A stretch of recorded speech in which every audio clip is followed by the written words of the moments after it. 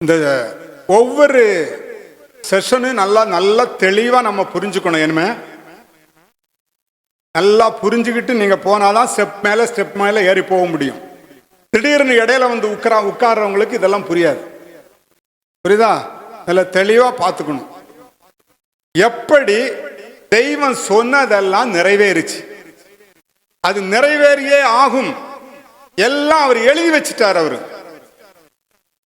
எழுதி வச்சுட்டு இப்படிதான் நடக்கும். நீ என்னுடைய வார்த்தையை நம்பி ஆகணும். இந்த வார்த்தையை கொடுத்த தேவனாகிய சர்வ ஞானியாகிய தெய்வமாகிய என்னையை நீ விசுவாசித்தாகணும். விசுவாசித்தாதான் உனக்கு ரட்சிப்பு. விசுவாசித்தாதான் உனக்கு என்னது? பரலோகம். விசுவாசிக்கலைன்னா நான் என்ன பண்ண முடியும்? எல்லாம் நான் எழுதி கொடுத்துட்டேன். என் வேதத்தின் மகத்துவங்களை அவர்களுக்கு எழுதி கொடுத்தேன். அவர்கள் என்ன பண்ணாங்க? அந்நிய காரியமாக எண்ணினார்கள். இப்ப நம்ம ஸ்லைடு வழியா போறோம். மத்தேயு 24ஆம் அதிகாரத்துல ஒரு கொஸ்டினை கேட்கிறார். யார் இந்த கொஸ்டின் கேட்கிறாங்க? அவருடைய சீஷர்கள். அவருடைய சீஷர்கள் ஒரு கொஸ்டினை கேட்கிறாங்க. மத்தேயு 24:3 என்ன கொஸ்டின் கேட்கிறாங்க பாருங்க, வாசிங்க. பின்பு அவர் ஒலிவ மலை மேல் உட்கார்ந்திருக்கையில் சீஷர்கள் அவர்களிடத்தில் தனித்து வந்து, இவைகள் எப்பொழுது சம்பவிக்கும்? உம்முடைய வருகைக்கும் உலகத்தின் முடிவுக்கும் அடையாளம் என்ன? எங்களுக்கு சொல்ல வேண்டும் என்றார்கள். இயேசுவிட்ட சீஷர்கள் வந்து கேட்கிறாங்க. 3 கொஸ்டின் கேட்கிறாங்க. ஒன்று, இவைகள் எப்பொழுது சம்பவிக்கும்? இவைகள் எப்பொழுது சம்பவிக்கும்? இது ஃபர்ஸ்ட் கொஸ்டின். இரண்டாவது கொஸ்டின், உம்முடைய வருகைக்கு அடையாளம் என்ன? மூன்றாவது, உலகத்தின் முடிவுக்கு அடையாளம் என்ன? இந்த 3 கொஸ்டினை இயேசுவிட்ட கேட்கிறாங்க. அப்ப இவைகள் எப்பொழுது சம்பவிக்கும், இவைகள் எப்பொழுது சம்பவிக்கும் என்பதை நீங்க பாத்தீங்கன்னா அதுக்கு முன்னாடி வசனத்துல இருக்கு. 1-2 வசனங்களை வாசிக்கலாம். மத்தேயு 24:1-2. இயேசு தேவாலயத்தை விட்டு புறப்பட்டு போகையில், இயேசு தேவாலயத்தை விட்டு புறப்பட்டு போகையில் அவருடைய சீஷர்கள் தேவாலயத்தின் கட்டடங்களை அவருக்கு காண்பிக்க அவரிடத்தில் வந்தார்கள். இயேசு அவர்களை நோக்கி இவைகளை எல்லாம் பார்க்கிறீர்களே, இவ்விடத்தில் ஒரு கல்லின் மேல் ஒரு கல் இராதபடிக்கு எல்லாம் இடிக்கப்பட்டு போகும் என்று மெய்யாகவே உங்களுக்கு சொல்லுகிறேன். இயேசு கிட்ட கொஸ்டின், இயேசு கிட்ட எதை காட்டுறாங்க? இயேசு கிட்ட போய் தேவாலயத்தை கொண்டு காட்டுறாங்க. பாருங்க ஆண்டவரே, இந்த தேவாலயம் எப்படிப்பட்டது, அதன் கல்லுகள் எப்படிப்பட்டது, எல்லாம் கொண்டு காட்டுறாங்க. அப்படி காட்டும் போது இயேசு என்ன சொன்னாருன்னா, இவைகளை எல்லாம் நீங்க பாக்குறீங்களே, இந்த தேவாலயத்தை நீங்க பாக்குறீங்களே, அதனுடைய கல்லுடைய மேன்மையை நீங்க பாக்குறீங்களே, இவ்விடத்தில் ஒரு கல்லின் மேல் ஒரு கல் இராதபடிக்கு எல்லாம் இடிக்கப்பட்டு போகும் என்று மெய்யாகவே உங்களுக்கு சொல்லுகிறேன். தேவாலயம் என்ன பண்ணப்படுகிறது? ஒரு கல்லின் மேல் ஒரு கல் இராதபடிக்கு இடிக்கப்பட்டு போகும், எல்லாம் இடிக்கப்பட்டு போகும் என்று மெய்யாகவே உங்களுக்கு சொல்லுகிறேன் என்றார். இந்த ஒரு கல்லின் மேல் ஒரு கல்லிராதபடிக்கு இடிக்கப்பட்டு போகும் என்கிற சம்பவம், அந்த காரியம்தான் எவைகள் அப்படின்னு நான் ஒரு கொஸ்டினோட கேட்டேன். என்ன கொஸ்டின்? இவைகள் எப்பொழுது சம்பவிக்கும்? எவைகள் எப்பொழுது சம்பவிக்கும்? ஒரு கல்லின் மேல் ஒரு கல்லிராதபடிக்கு அந்த எருசலேம் தேவாலயம் எப்பொழுது இடிக்கப்பட்டு போகும்? இதான் ஃபர்ஸ்ட் கொஸ்டின். அந்த சம்பவம் கிபி 70 நடந்தது. கிபி 70 போட்டு பாருங்க. தீத்துராயன், ரோமர் ராஜா தீத்து, அவன் வந்து இந்த எருசலேம் தேவாலயத்தை தீக்கிரையாக்கினான். இப்போ அவன் வந்து என்ன பண்றான்? இந்த எருசலேம் தேவாலயத்தை தீக்கிரையாக்கி ஒரு கல்லின் மேல் ஒரு கல்லிராதபடிக்கு இடித்து போட்டான். யாரு? இந்த தீர்த்துராயன். ஏன் ஒரு கல்லின் மேல் ஒரு கல்லிராதபடிக்கு இடிச்சு போட்டான் தெரியுமா? அந்த எருசலேம் தேவாலயம் பொன்னுனால அழகுபடுத்தப்பட்டிருந்தது. அவர்கள் தீக்கிரையாக்க போகும்போது அந்த தங்கம், அந்த பொன்னு என்னாச்சுன்னா உருகி கல்லுகளுக்குள்ளாக சென்றது. அந்த பொன்னை எடுக்கிறதுக்காக வேண்டி ஒவ்வொரு கல்லையும் நவட்டி நவட்டி என்ன பண்ணாங்க? அந்த பொன்னை எடுக்கிறதுக்காக வேண்டி என்ன பண்ணாங்க? கல்லெல்லாம் நவட்டிட்டாங்க. இப்படி இயேசு சொன்ன அந்த தீர்க்க தரிசனம் கிபி 70வது ஆண்டிலே தீர்த்துராயன் காலத்திலே நடந்தது. இதைதான் இவைகள் எப்பொழுது சம்பவிக்கும், ஒரு கல்லின் மேல் ஒரு கல்லிராதபடிக்கு எருசலேம் தேவாலயம் இடிக்கப்பட்டு போகும் என்கிற அந்த சம்பவம் அப்படியே நடந்தது. இரண்டாவது கொஸ்டின் என்ன? இரண்டாவது கொஸ்டின் என்ன? உம்முடைய வருகை, உம்முடைய வருகையின் அடையாளம் என்ன? இந்த வருகையில ஒன்று ரகசிய வருகை, இன்னொன்று இயேசு கிறிஸ்துவனுடைய இரண்டாம் வருகை. அதுதான் பைபிள்ல பைபிள் படி பார்த்தா ரகசிய வருகையை அது வருகைன்னு போட்டிருக்க மாட்டாங்க. இரண்டாம் வருகை, இதுதான் இயேசு பகிரங்கமா பூமிக்கு வருதல். இயேசு முதல் தடவையா குழந்தையாக பூமிக்கு வந்தார், அது முதல் வருகை. இரண்டாவது வருகை இயேசு பூமிக்கு வருகிறது பகிரங்க வருகை. அதை குறித்து நம்ம பின்னாடி பார்க்க போறோம். அதுக்கு இடையில ஒண்ணுங்கிறது வருதான் ரகசிய வருகை. அதான் ராப்சர் என்கிற ஒரு ஆங்கில வார்த்தையை யூஸ் பண்ணியிருப்பாங்க, ரகசிய வருகை. இந்த ரகசிய வருகை குறித்து நாம அநேக காலங்கள்ல தியானம் பண்ணியிருக்கிறோம். இதெல்லாம் நம்ம பார்க்க போறோம். மூன்றாவது காரியத்தை பார்க்கும்போது உலகத்தின் முடிவு. அந்த கொஸ்டின்ல மூன்றாவது கொஸ்டின் என்னது? இவைகள் எப்பொழுது சம்பவிக்கும், உம்முடைய வருகைக்கும் உலகத்தின் முடிவுக்கும் அடையாளம் என்ன?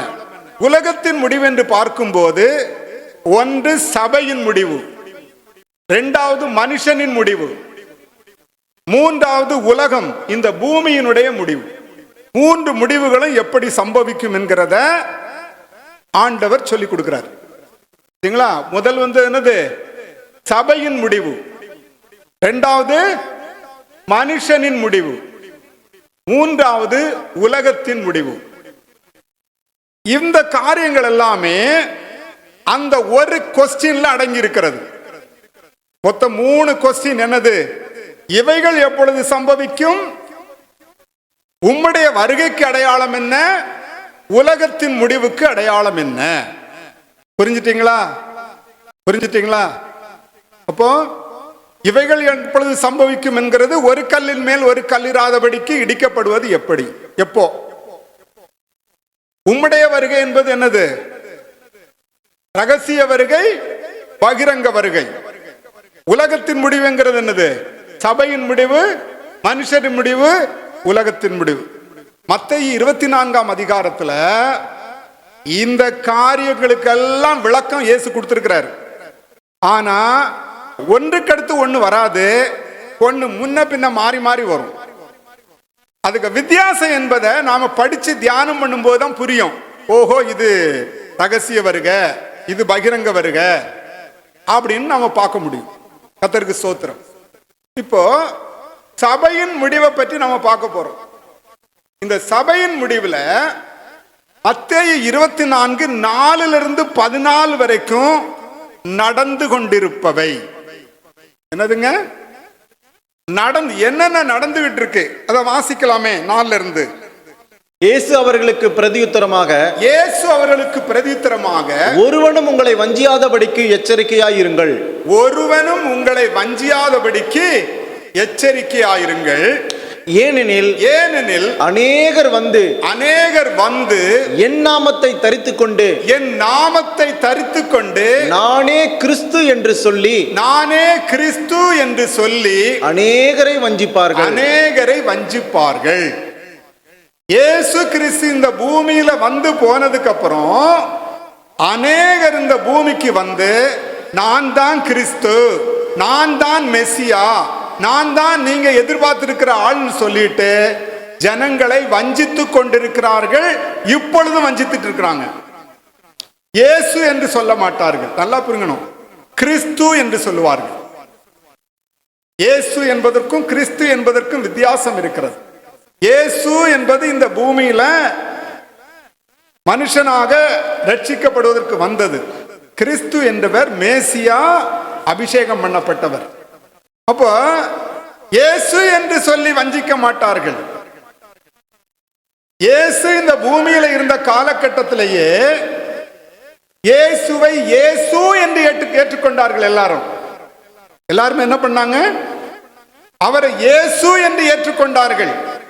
இயேசுவே தாவீதின் குமாரனே, நீர் இயேசு தானே, தச்சன் மகன் தானே, எல்லாம் ஏற்றுக்கொண்டார்கள். ஆனால் இயேசுவை கிறிஸ்து என்று ஏற்றுக்கொள்ளவில்லை, மெசியா என்று ஏற்றுக்கொள்ளவில்லை, அபிஷேகம் பண்ணப்பட்டவர் என்று ஏற்றுக்கொள்ளவில்லை. இயேசு சிலுவையில் அறையப்படுவதற்கு ஒரு காரணம், இவன் தன்னை கிறிஸ்து என்று சொல்லிக் கொண்டான். இயேசு சிலுவையில் அறையதுக்கு காரணம் என்னங்க? இவன் தன்னை தேவனுடைய குமாரனாகிய கிறிஸ்து என்று சொல்லிக் கொண்டான். பேதுருவுக்கு தேவன் அந்த வெளிப்பாடு கொடுக்கும் போது கூட நீர் தேவனுடைய குமாரனாகிய கிறிஸ்து, மத்தேயு 16ஆம் அதிகாரத்தில் இருக்குது, நீ தேவனுடைய குமாரனாகிய கிறிஸ்து. உடனே இயேசுக்கு ரொம்ப சந்தோஷம் ஆயிடுச்சு. யோனாவின் மகனாகிய சீமோனே, மாம்சம் ரத்தமும் உனக்கு இது வெளிப்படுத்தல, பரலோகத்தில் இருக்கிற பிதா உனக்கு என்ன பண்ணாரு? இதை வெளிப்படுத்தினார். இருக்க வசனம் மத்தேயு 16ஆம் அதிகாரம் பாருங்க. இயேசு அவனை நோக்கி, யோனாவின் குமாரனாகிய சீமோனே, யோனாவின் குமாரனாகிய சீமோனே, நீ பாக்கியவான், நீ பாக்கியவான், மாம்சமும் ரத்தமும் இதை உனக்கு வெளிப்படுத்தவில்லை, பரலோகத்தில் இருக்கிற என் பிதா இதை உனக்கு வெளிப்படுத்தினார். அதுக்கு முந்தின வசனத்துல என்ன சொன்னாவன்? சீமோன் பேதுரு பிரதித்திரமாக, நீர் ஜீவனுள்ள தேவனுடைய குமாரனாகிய கிறிஸ்து என்றான். அந்த கிறிஸ்து என்று சொன்னதைத்தான் தேவன் பிதா, பரலோகத்தில் இருக்கிற பிதா உனக்கு இதை வெளிப்படுத்தினாரு. கர்த்தருக்கு ஸ்தோத்திரம். இந்த கிறிஸ்து என்று சொன்னதுதான் யாருக்கு பிடிக்கல? வேத பாரகர், பரிசேயர், பிரதான ஆசாரியன் ஒருத்தனுக்கும் பிடிக்கல. இவன் தேவனுடைய குமாரனாகிய கிறிஸ்து என்று தன்னை சொல்லிக் கொண்டான், அதனால இவனை சிலுவையில அறையணும். படிச்சு பாத்தீங்கன்னா தெரியும், அப்படிதான் இருக்கும் அங்கெல்லாம். புரியுதா? அதனால இயேசு என்று ஏற்றுக்கொள்வார்கள், கிறிஸ்து என்று ஏற்றுக்கொள்ள மாட்டார்கள். அதத்தான் இங்க அநேகர் என்ன சொல்லுவாங்க? அநேகர் வந்து அவர்களை கிறிஸ்து என்று சொல்லுவார்கள். நான் தான் நீங்க எதிர்பார்த்திருக்கிற மேசியா, அபிஷேகம் பண்ணப்பட்டவர் கிறிஸ்து என்று சொல்லி ஜனங்களை வஞ்சிப்பார்கள். நீங்க வஞ்சிப்புக்கு உள்ளாகாதுங்க. அடுத்த வசனத்தை வாசிக்கலாம். மத்தேயு. யுத்தங்களையும் யுத்தங்களின் செய்திகளையும் கேள்விப்படுவீர்கள், கலங்காதபடி எச்சரிக்கையாயிருங்கள், இவைகள் எல்லாம் சம்பவிக்க வேண்டியவைகளே, ஆனாலும் முடிவு உடனே வராது.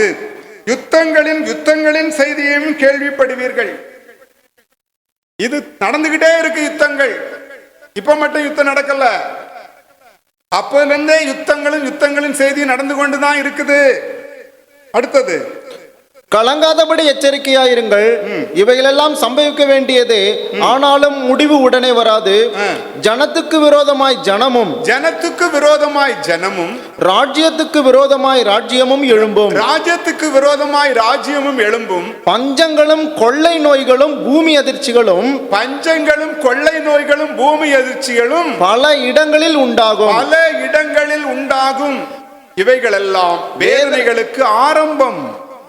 முன்னாடி எல்லாம் நம்ம எப்பவாவது ஒரு நாள் தான் கேட்போம் நிலநடுக்கம் வந்ததுன்னு சொல்லிட்டு.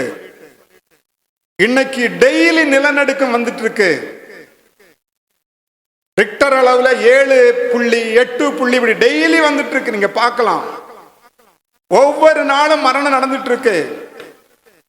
நம்முடைய தேசத்துல நிலச்சரிவுலாம் நம்ம பார்க்க முடியாது, அவ்வளவு கேட்க மாட்டோம். இப்போ திடீர்னு என்ன நடந்துட்டு இருக்கு? நிலச்சரிவுகள். வயநாட்டுல நிலச்சரிவு, அந்த பக்கத்துல நிலச்சரிவு, ஜனங்கள் மடிந்து கொண்டே இருக்கிறார்கள், யுத்தங்கள் நடந்துகிட்டே இருக்கு. மிக முக்கியமான ஒரு காரியத்தை சொல்ல மறந்துட்டேன். அந்த 4ஆம் முத்திரைக்கு நீங்க வாங்க.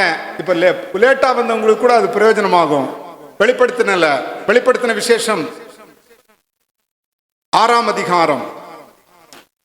நான் பார்த்தபோது இதோ மங்கின நிறமுள்ள ஒரு குதிரையை கண்டேன். அதன் மேல் ஏறி இருந்தவனுக்கு மரணம் என்று பெயர். பாதாளம் அவன் பின் சென்றது.